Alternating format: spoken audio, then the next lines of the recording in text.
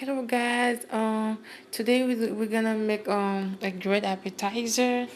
Um, Comment nous tout le monde souhaitez nous bien grâce à Dieu. Aujourd'hui, nous venons avec une très belle recette pour vous. So, nous allons faire kibi ensemble. So, ça va besoin de blé.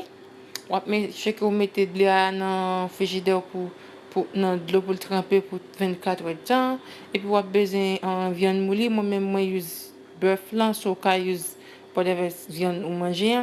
Moi, j'ai farine là, moi, j'ai petit piment douce, petit épices haïtien, moi, j'ai piment douce, moi, j'ai poivre, moi, j'ai sazon, moi, toujours use. Si nous tous connaissons ça, puis moi, j'ai l'autre épice. L'autre bon, ça, c'est l'huile, moi, j'ai pour me frire.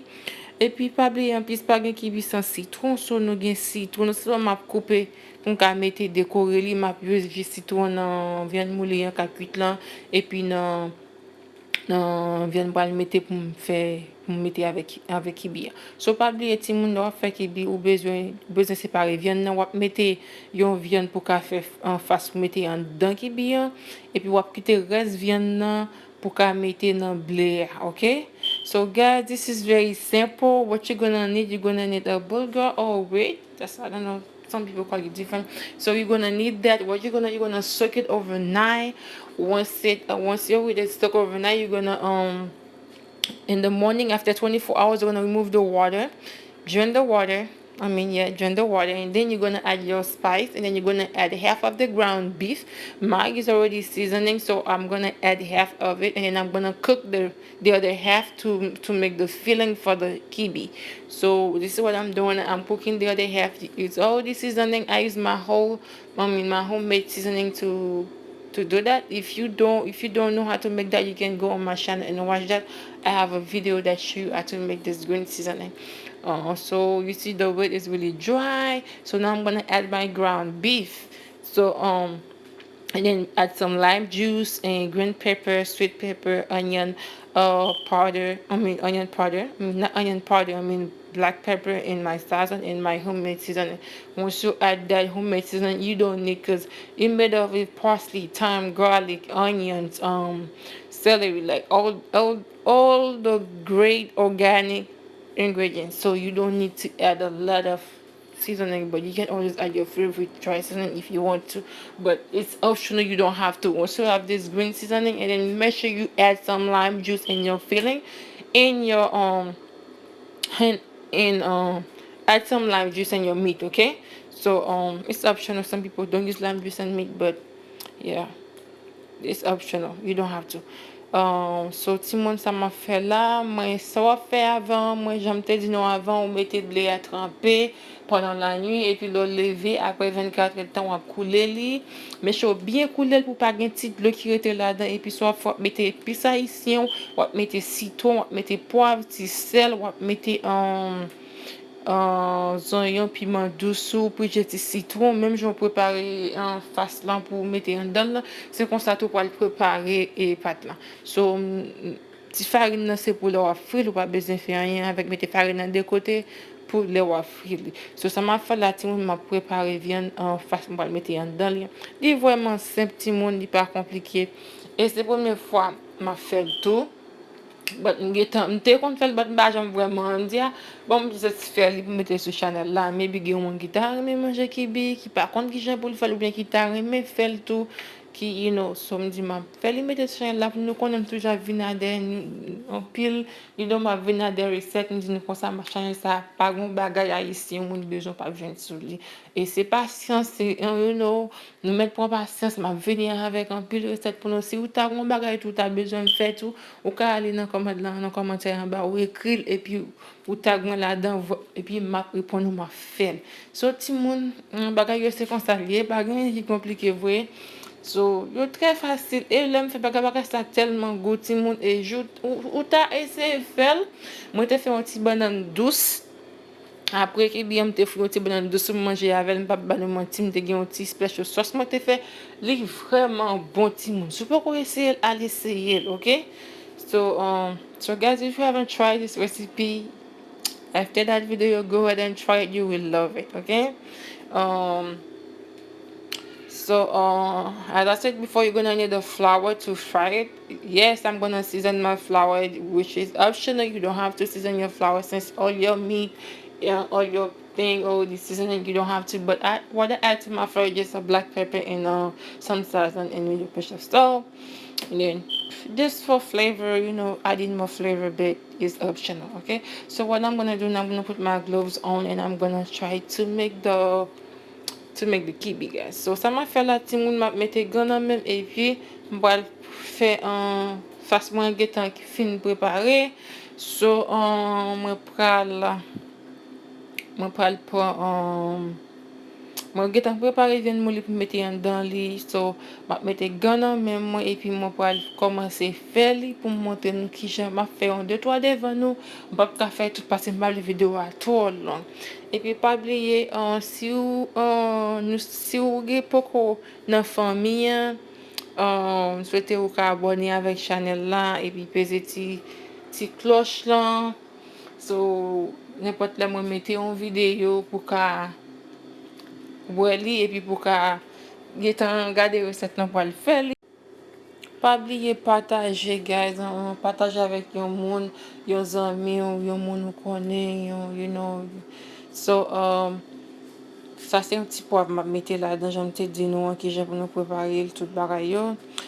Si vous faites venir sur channel là, c'est la première fois que vous regardez vidéo ça tout. Bienvenue dans la famille, bienvenue sur Alisa Cuisine. Nous souhaitons vous apprendre, nous souhaitons vous faire recette, nous souhaitons vous abonner, tout petit cloche à partager. Et puis, il y a un pile de recettes que j'ai avant ou aller dans la chaîne là pour finir garder ça, regarder yo, ou apprendre des bagages, ou te connais ou bien quelqu'un bagages tout ou pour te connaître. So, merci et puis nous contents ou là, c'est la première fois ou là avec nous.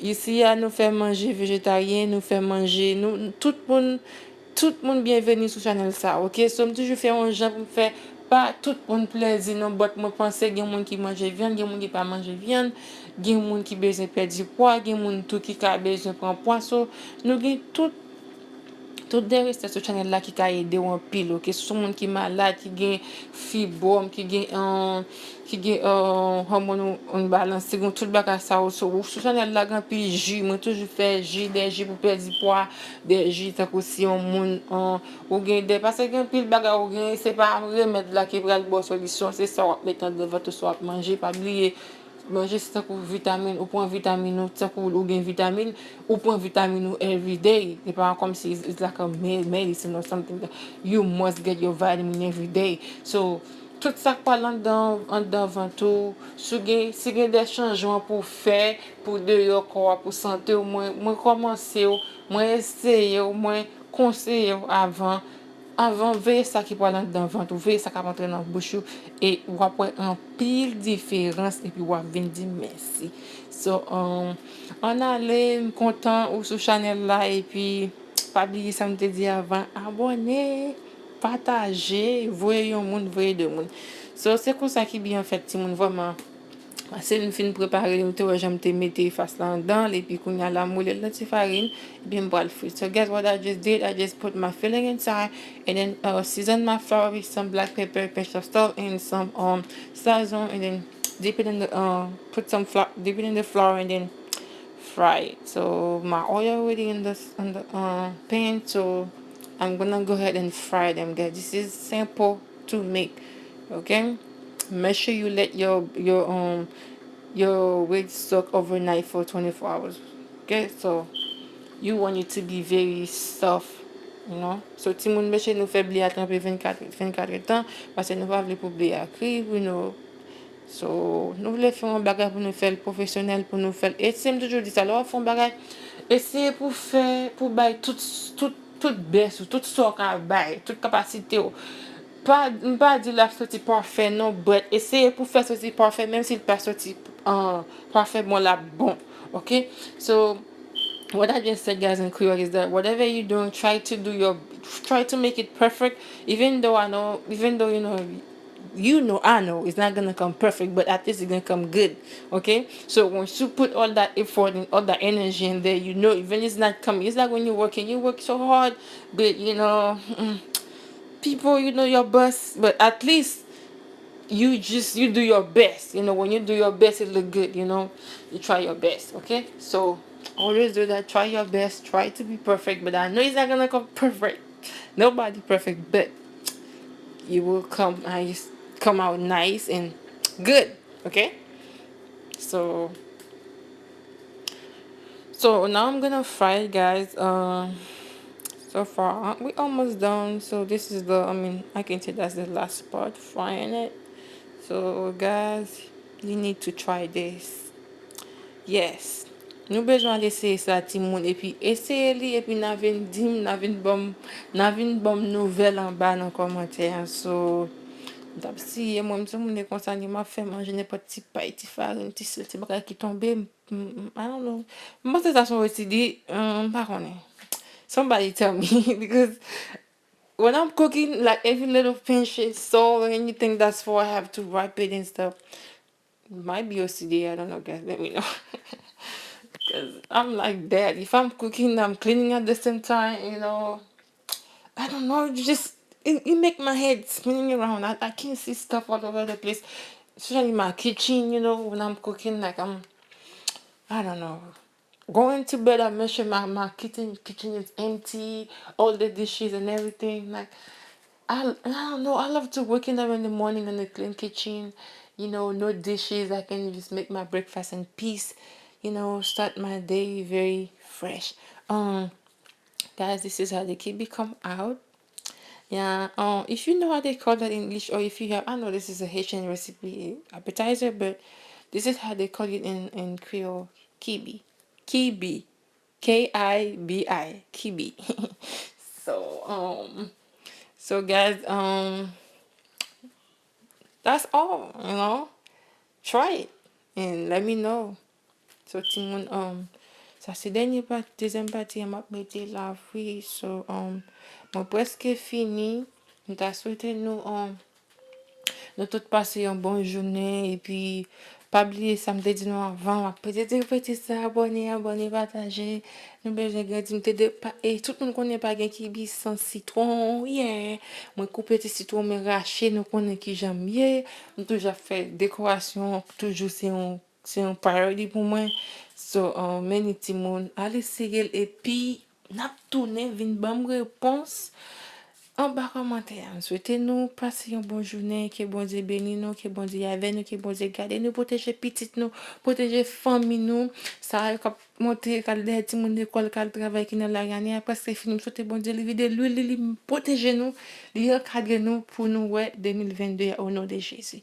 So mal petit monde, moi aimer nous en pile pas oublier abonner pas on suspendre nous ça nous connaissons mais nous en pile but forme toujours dire nous ça partager abonner et ça pour faire la grandir mais en pile chat pas l'eau en aller mes amis regardez qui bien tout en dans le cul regardez le petit monde. Oh, look at that, guys.